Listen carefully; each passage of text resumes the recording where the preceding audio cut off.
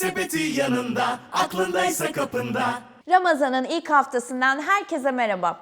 İftar sofraları kuruluyor, mutfaklarda müthiş yemekler pişiyordur eminim.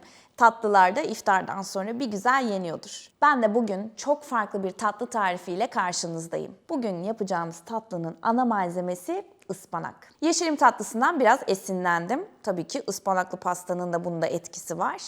Ortaya oldukça gösterişli, hafif ve mideyi yormayan bir tatlı tarifi çıktı. Adı da dolgulu yeşilim. Bu tatlının içini açtığınızda da sizi bir sürpriz karşılıyor. Enfes bir dolgu hazırlıyoruz. İçine de çıtır çıtır kadayıf koyuyoruz. Öyle güzel, öyle hafif oluyor ki inanın yedikçe yiyesiniz gelecek. Malzemelerimizi hazırlayalım, tarife başlayalım.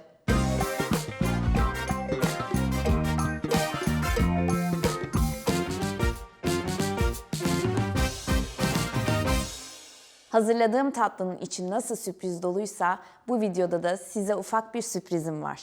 Yemek Sepeti'nden vereceğiniz ilk yemek siparişine özel 25 lira indirim kodu veriyoruz. Şu anda ekrandaki kodu Yemek Sepeti siparişi ekranının altındaki alana yazarak anında 25 lira indirimden faydalanabilirsiniz. Şimdiden afiyet olsun. İlk olarak şerbeti hazırlamakla başlıyoruz. 3 su bardağı suyu tencereye ekliyorum. İrmikli bir kek yapacağımız için içerisine 2,5 su bardağı toz şeker koyuyorum. Yani su oranı daha fazla olacak bu şerbetin. Önce karıştırıyorum. Su ve şeker iyice birbirine karışacak, şeker eriyecek. Ondan sonra ocağın altını açacağım. Böylelikle şerbetin şekerlenmesini önlemiş olacağız. Önce karıştırıp sonra pişirince şekerlenmiyor. Ocağın altını açıyorum. Kısık orta ateşte kaynamaya bırakıyorum. Şerbet kaynamaya başladı. Şimdi 2-3 damla kadar limon suyu ekliyorum. Tamam. Karıştırıyorum. Altını iyice kıstım. Bir 10 dakika daha böyle bu şekilde kaynatacağım. Sonra ocaktan alıp soğutacağım. Ispanakları yıkadım bir güzel böyle 4-5 kere yıkadım. Yapraklarını ayırdım. Kaynayan suyumuzun içerisine atıyoruz. Bize 1 su bardağı ıspanak püresi lazım olacak. O yüzden aslında bir bağının biraz daha azı, yani yarısından bir tık daha fazla bize yeterli olacak. Kaynar suda bir 15 saniye beklemesi yeterli olacaktır. Sönmeye başladıklarında hemen alıyoruz. Hemen buzlu soğuk suya atıyorum. Şokladığımızda biliyorsunuz ki yeşiller çok daha canlı yeşil oluyorlar. Bu kekimizin de yemyeşil bir görünüme sahip olmasını sağlayacak. Hem de bu şoklamayı yaptığımız zaman kekin içerisinde o ıspanak tadını veya işte tatlılarda kullandığınız ıspanakların tadını biraz daha hafifletiyor. O buram buram o demir tadının geldiği ıspanağı asla almıyorsunuz tatlılarda. O yüzden şoklamak çok önemli. Şimdi bunu alıyorum, dolgumuza geçiyoruz. Süt bazlı bir dolgu olacak. Sütü tavaya koyuyorum. Aslında bu kaymak yerine geçen birçok tatlıda kullanılan bir tarifin biraz daha farklı bir versiyonu olacak. İrmik ve sütü pişirdikten sonra aslında onu bir kaymak tadında tatlılarda kullanabiliyoruz. Ama biz bunun içerisine Hindistan cevizi de koyacağız. Biraz da kremayla çırpacağız ki o böyle kremamsı, güzel, yumuşak bir dokusu olsun diye. Sütü koydum, içerisine irmiği de ekledim. Şeker koymuyoruz bu noktada. Yavaş yavaş karıştırıyoruz. İçerisine Hindistan cevizini de ekliyorum. Bu arada malzemeleri eklerken detaylı bir şekilde ölçülerini söylemiyorum ama açıklamalar kısmında detaylı bir şekilde hem yapılışını hem de gramajlarını bulabilirsiniz. Evet, sütlü irmiğimiz göbek atmaya başladı. Şimdi iyice karıştırıyorum. Şu anda hafif akışkan bir kıvamda. Bu biraz daha koyulaşacak şimdi. Ocağın altını kapattım. Şimdi bunu bir kenara alıyorum. Oda sıcaklığında soğuyacak, ardından kremayla çırpacağız. Şokladığımız ıspanakları şöyle alıyorum, elimle sıkıyorum ve doğrayıcının içerisine koyuyorum. Püre haline gelene kadar çekeceğim. Evet, ıspanaklar tam parçalanmıyorsa tatlının içerisinde böyle yaprak yaprak gözükecek. O yüzden robotun içerisindeyken hala püre haline gelmediyse kekin içerisine koyacağımız sıvı malzemelerden birini robotun içine ekleyerek onu iyice püre haline getirmeliyiz. O yüzden ben de biraz sıvı yağ ilave ediyorum. Spatula ile iyice sıyırıyorum ve çekmeye devam ediyorum.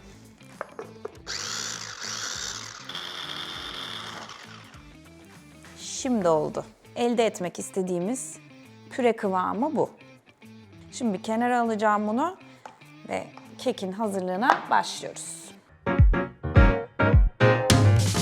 Keki için yumurtaları kaseye kırıyorum. Toz şekeri de koyuyorum kaseye ve köpürene kadar çırpıyorum.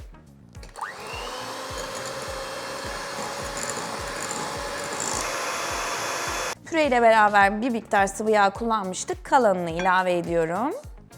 Yoğurdumuz var. Yoğurdu ekliyorum. İrmik. Şimdi biz bu keki pişirdikten sonra ufalayacağız.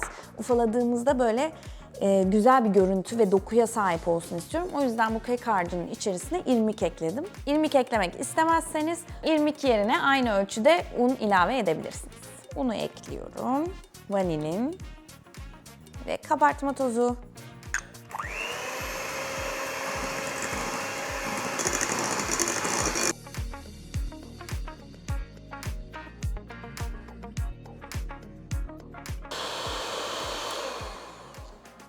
Yemyeşil, mis gibi bir kek harcımız oldu. Şimdi bunu kalıba dökeceğiz. Gördüğünüz gibi püre haline getirdiğiniz zaman ıspanağı tüm rengini harca verebiliyor. Hiçbir şekilde gıda boyasına da gerek kalmıyor. Kelepçeli kalıba koydum ama siz dilerseniz borcamda da yapabilirsiniz. Başka bir kek kalıbına da koyabilirsiniz. Sadece yağlamanız önemli koyduğunuz kalıbı. Çıkarırken zorlanmayalım. Şöyle bir üzerini düzeltiyorum. Bunu hiç dolgulu yeşilim tatlısı yapmadan direkt bu şekilde pişirip şerbet yapıp aslında ıspanaklı revani de yapabilirsiniz. Yani bu tariften 2 tane, 3 tane farklı tarif üretebilirsiniz. Kekimizi kalıba koyduk. Fırın 180 derecede ısındı. Yaklaşık 35 dakika pişireceğim.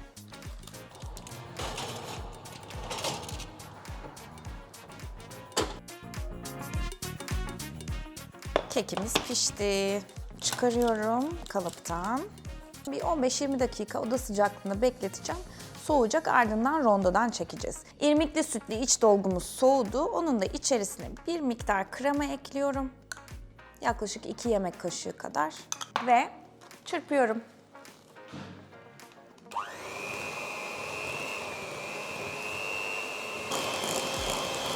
Evet.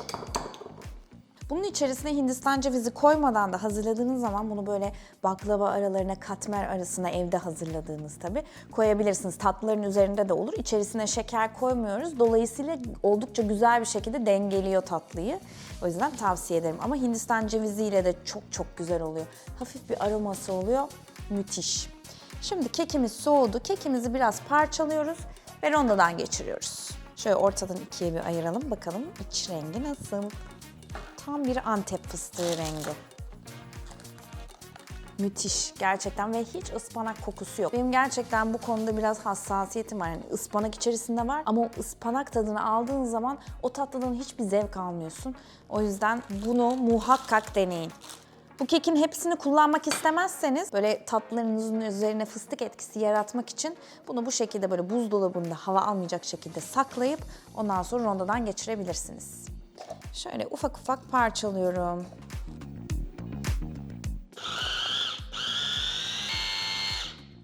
Resmen fıstık. Çok güzel gözüküyor. Oldukça da nemli oldu kekimiz. Şerbeti çok çabuk çekecektir. Yani az şerbete de ihtiyacımız olacaktır. Şimdi bu gerçek toz Antep fıstığı. Tabii ki de incecik aslında, yani toz halinde bu. Bizimki biraz daha iri halde ama görüntü bence çok benzer. Şöyle koyayım. Hatta bunun içinde sanki gerçek fıstık varmış gibi duruyor. O irmiğin tane tane yapısı da oldukça benzer görseli almamıza sebep oldu. Şöyle göstereyim kaşıkla. Bakın.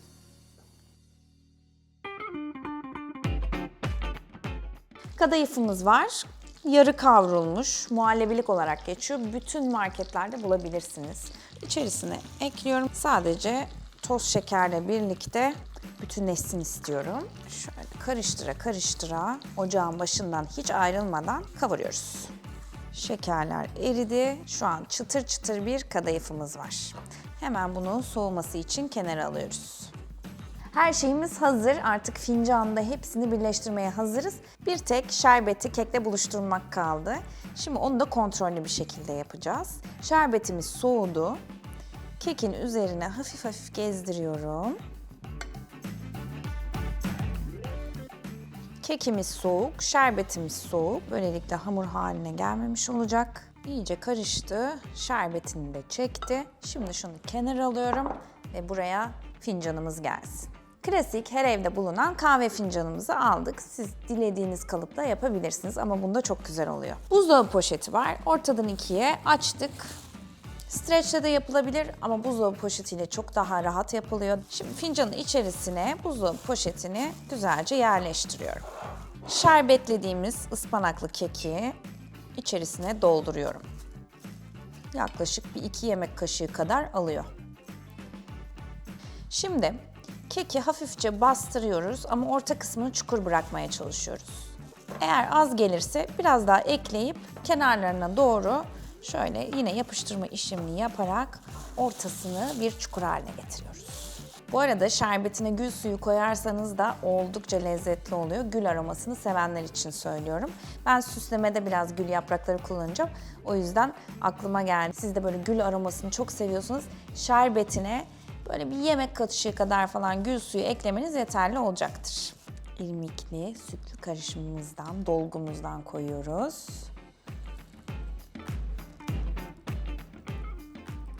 Ve sıra çıtır çıtır kadayıfımıza geldi. Ondan da kalan kısmına dolduruyoruz. Böyle 3 katmanımız oldu. Şimdi bunun üzerini yine kekimizle kapatıyoruz. Hafifçe bastırıyorum. Kalıp düzgün bir şekilde çıksın diye. Üzerini iyice kapattım. Şöyle bastırdım. Fincanın şeklini aldığından emin oldum. Şimdi üzerini hafifçe kapattım. Ve ters çeviriyorum. Şimdi açıyoruz. Evet. Hemen göstereyim size. Şeklimiz bu. Şöyle kenarlarını da düzeltelim. Dolgulu yeşilim tatlımızın tatlı kısmı hazır. Üzerini de süsleyeceğiz. Bence oldukça enfes ve iştah açıcı gözüküyor. Hadi diğerlerini de hazırlayıp süsleyelim. Üzerlerini süslemek için kalan malzemelerimi kullanacağım. Şimdi bu irmikli dolgumuzdan üzerine bir parça koyuyorum. Şöyle kaymak gibi dursun. Üzerlerine biraz çıtır kadayıf. Üzerine de gül yaprakları koyacağız. Çok az, bir iki parça. Evet, tatlılarımız hazır. Bence görüntü olarak muhteşem oldular. Bir içini açıp size göstermek istiyorum o sürprizi. Yavaşça şöyle bölüyorum. Şöyle içi sürprizli. Hem yumuşacık hem çıtır çıtır bir dolgu var. Müthiş gözüküyor.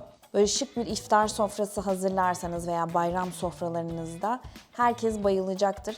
Hazırladığımız ıspanaklı kekin ıspanak kısmında o şoklama işlemini yaptığınızda ne pişerken koku oluyor ne de tadında o ıspanağın çiğ kokusunu ve tadını alıyorsunuz. İç harcındaki o kaymakımsı yapılı olan irmikli sütlü dolgumuz da şekersiz olduğu için o şerbetli kekle şekersiz olan dolgu birbirini oldukça güzel tamamlıyor.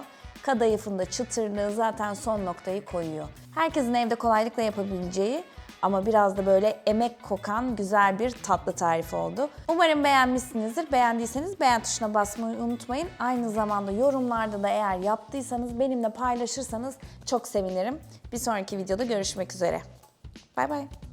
Yemek sepeti yanında, aklındaysa kapında.